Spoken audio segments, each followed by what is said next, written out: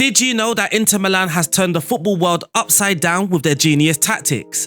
Of course he did. Simone Inzaghi's Inter have achieved success in the league by employing some of the most genius tactics, utilising a 3-5-2, which many would associate with boring football. This is on the complete opposite side of that scale. The key to the tactic is fluidity, where players frequently change positions during the build-up play, confusing the opponents and creating space, at times leaving no centre-backs to defend, but leaving the midfielders back instead as the centre-backs move into midfield.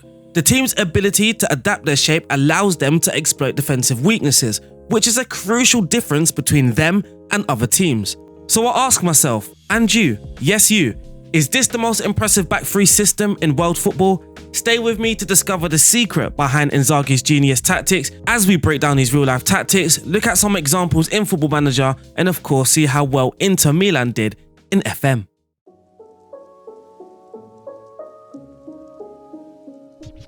Inter Milan showcase exceptional fluidity and chemistry in their build-up play, with players frequently rotating positions to create tactical confusion, and having versatile players enhances the system, where players are skilled in contributing to both attacking and defending, allowing for dynamic movement and positional changes. Inzaghi has consistently preferred a 3-5-2 formation both at Lazio and Inter.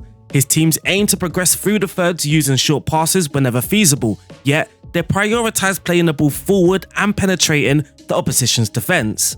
In their short passing sequences, things start to get interesting. The back three, made up of Bastoni, Acerbi and Pavard, can swap positions and link up with the midfield line. Bastoni frequently moves wide or advances in the left inside channel, largely based on DeMarco's positioning before choosing his spot, demonstrating their positional chemistry. Meanwhile, Acerbi pushes forward as the sole defensive midfielder, or as part of a double pivot, positioning himself between the lines. Pavard typically underlaps the right wing back or takes up the right inside channel, and while the back three are moving around looking for new space, the midfield trio of Çalhanoğlu, Barella and Mkhitaryan aim to cover and swap positions. Barella frequently moves wide to the right, enabling the right wing back to receive the ball in a more advanced position. The fluid rotations are a crucial tactical element that enables the team to effectively disrupt opposing defences, particularly those that rely heavily on man marking. The back three looking to exploit gaps and find space is beneficial in facilitating access to the central forwards, Lautaro Martinez and Marcus Thuram, who are pivotal in the team's attacking output. As the players rotate positions, it becomes increasingly difficult for defenders to keep close to the assigned player, leading to mismatches and opportunities for Inter to capitalise on. The dynamic interplay between Lautaro and Thuram is essential, as both players possess the ability to not only finish scoring opportunities, but to also drop deeper into the midfield line and link up play. This versatility allows them to draw defenders out of position, thereby creating space for other players to attack and exploit. In addition to the central forwards, Federico DeMarco plays a significant role in this fluid system. His ability to overlap and provide width on the left flank adds another layer of complexity to Inter's attacking moves. By maintaining this fluidity and consistently looking to swap positions, Inter can establish a dynamic offensive threat that keeps the opponents alert and creates multiple pathways for scoring chances. And talking about scoring opportunities, Inter aim to dismantle defences by exploiting the wider areas, utilising rotations on the flanks or the inside channels. With a back five setup, the wing-backs have delivered many of these crosses, with players like Federico DeMarco, Denzel Dumfries and Matteo Darmian frequently contributing. But because these rotations can include a wing-back, an advancing wide centre-back, a number 8, along with a centre-forward, players besides the wing-backs also deliver crosses. Nico Barella, for an example, who operates on the right-hand side of the midfield three, has overlap to reach crossing positions. So it comes to no surprise that Inter score many goals from crosses, but they also target the back post. By staying on the blind side of defenders, it's challenging for them to track your position while you are aware of theirs. Consequently, Inter Milan strikers often position themselves at the back post during crossing situations to maintain control over their defenders. This area typically has more space, and the centre-back's limited vision often leaves it unchallenged. Additionally, the defender in that zone is usually the fullback, who is likely a less effective aerial defender compared to the central defenders. So I will go back to the question that I asked in the intro. Is this the most impressive back system in world football? Inzaghi's team is a pure joy to watch, and of course there's flaws. For an example, when the central defenders do go further forward and they lose the ball, I mean, there's space for the opposition to attack as the central defenders are now out of position. Of course, one of the midfielders who are covering will try and stop the counter-attack, but they're not naturally defenders like a central defender. So you can let me know in the comments either if you agree that this back three system is the most impressive, or is there another back three system out there that you think I should be keeping an eye on? Let me know. And in summary, Inzaghi's philosophy emphasizes the importance of occupying the available space, leading to meaningful rotations that adapt to the flow of the game.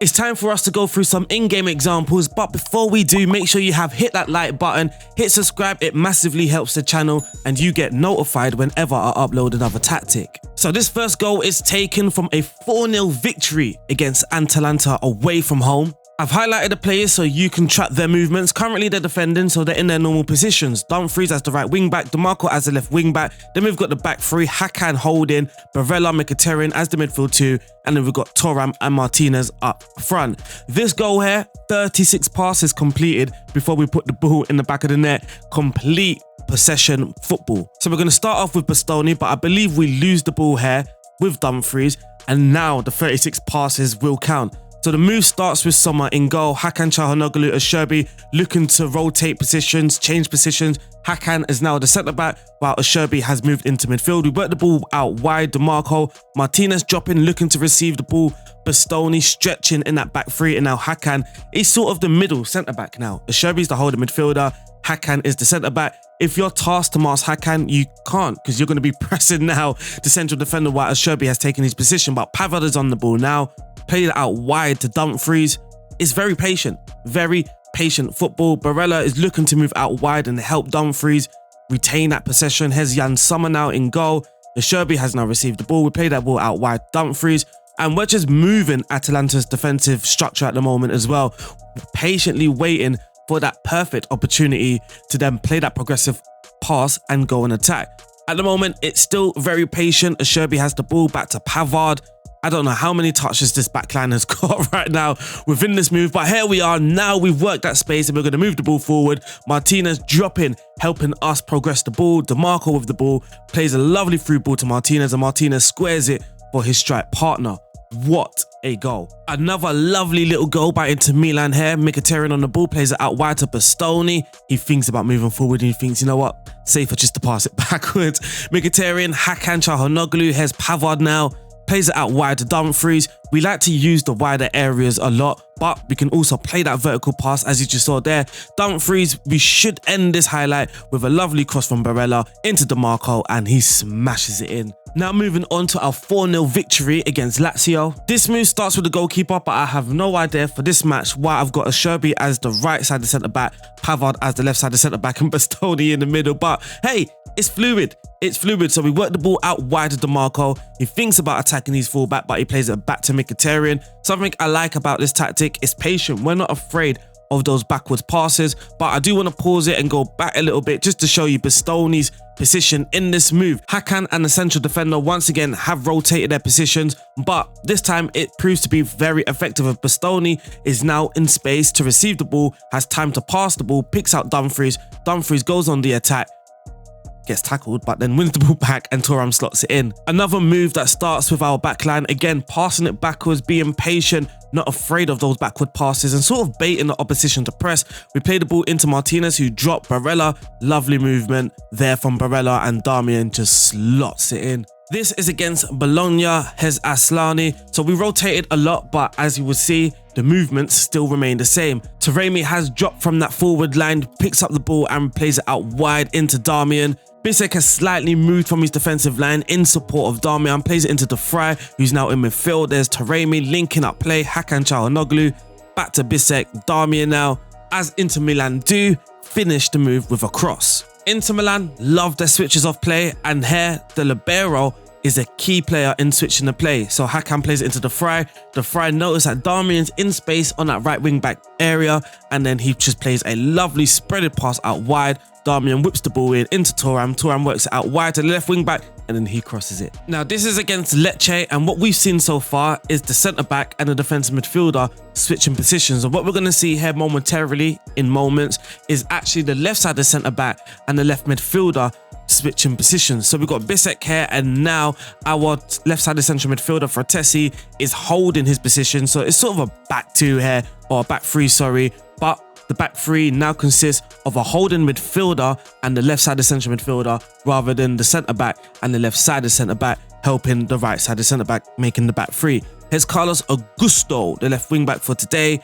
Fratesi, Bisek still keeping and maintaining that high position, and as he does, he's trying to support the attack as well by breaking just outside of the box. I was going to say inside of the box, but he makes it just on the outside of the box. And we can end the in-game examples by showing some goals from the 4-1 win away to Como. So Carlos throws it into Lautaro. Carlos turns back, plays it into Mkhitaryan. Again, Bastoni is now in midfield, while our left-sided central midfielder, Mkhitaryan, is at left-sided centre-back. So he plays it to Aslani, out wide to Pavard. There's Darmian, Thuram, lovely football here. Darmian, lovely link-up play into the far post for Lautaro Martinez. This goal comes from a corner, so we pick up the second ball. We work the ball out wide to Carlos Augusto. He gets into the box, right foot, deflection, but it's a goal. Our third goal shows our pressing strategy. So there's Rafael Varane on the ball. Look at us pushing up, stepping up to win that ball. Lautaro wins the ball and smashes it in the top corner. And for the last goal, it does come from a corner. Hakan whips it in. The Sherby heads it to the far post, and that wraps up our 4-1 win away to Como. Now, let's dig into that tactic.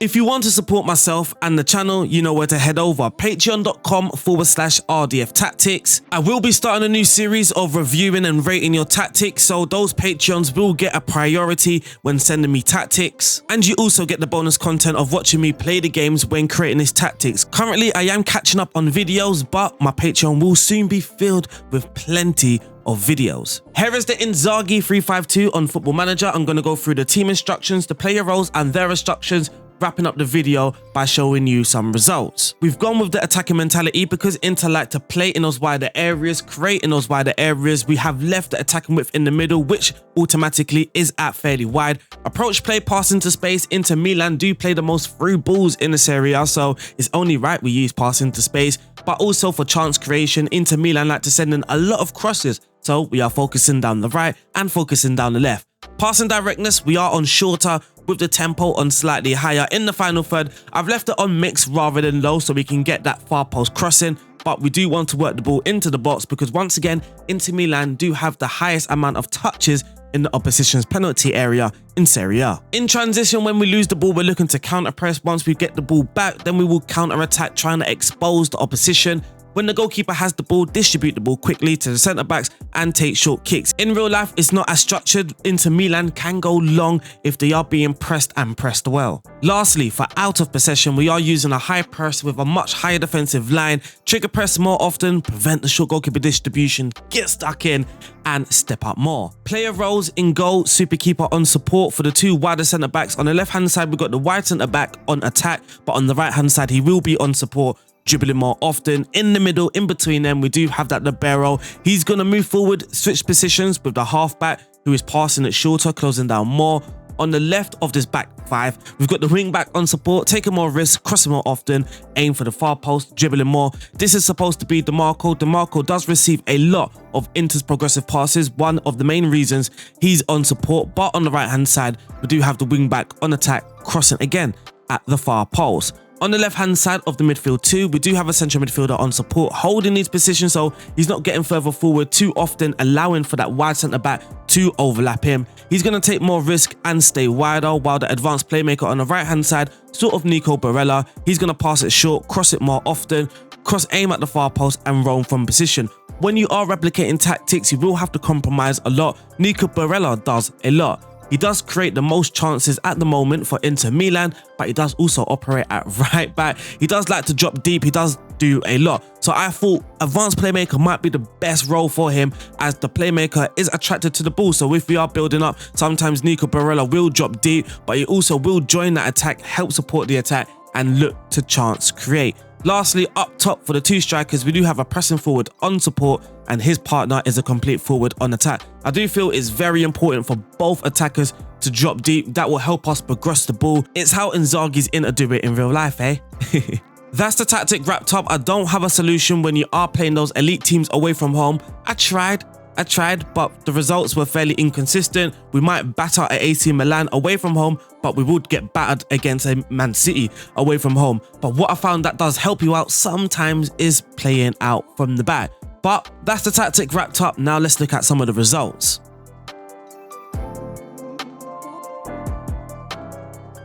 Yes, I know it's not Inter Milan, it's Bolton. I did want to test it out with a different team, sort of see where I can go with it. Don't attempt this with an underdog team. This isn't for the underdogs. This is for a very good team in the league. Bolton are predicted to finish third. Inter are predicted to finish first. That is how you're going to get the very best out of this tactic. Bolton, at the end of this test, I left it at February, played 34, won 22, drew 8, and lost 4 of those games. Now for the Inter Milan results, we got 100 points, winning 32 out of the 38 games. Just look at the top 3 highest rated players. Matteo Darmian. Now I'm surprised myself. Not surprised seeing Lautaro Martinez and Marcus Thuram though. Martinez scoring 22 goals in Serie A. We did end up scoring the most goals, having the most shots for, the fewest shots against. For the possession, we came in third with 58%, so just 1% behind Juve, and we also wrapped up the season with the best defense in the league. And for the top goal scorers in the team, Martinez finished the season with 26 goals in all competitions with 9 assists in 42 starts. Marcus Thuram got 23 goals, 9 assists in 41 starts. Mehdi Taremi, a very good backup striker, 18 goals, no assists, but only 16 starts. For the creative players, no surprise, DeMarco with the highest amount of assists in the squad, 15 assists in 32 starts. Lastly, Nico Barella, 14 assists, 7 goals in 38 starts. Unfortunately, that wraps up today's video. I hope you guys have enjoyed this. Is this the best back three system in world football? Possibly, maybe not in Football Manager. As I said, it does only suit top teams. You have to have the players, the ability to play a libero, a wide centre back, and a half back all in the same system. This tactic weren't heavily requested. Hansi Flick, Enzo Maresca, and also a Brighton tactic heavily requested. But what I didn't want to do is do a 4-2-3-1 back-to-back, then a 4-2-4 back-to-back. Maybe give you guys something new. So here's a back three system, and then we'll get to one of those requested tactics next. I'll see you guys soon. Stay safe. God bless. Peace out.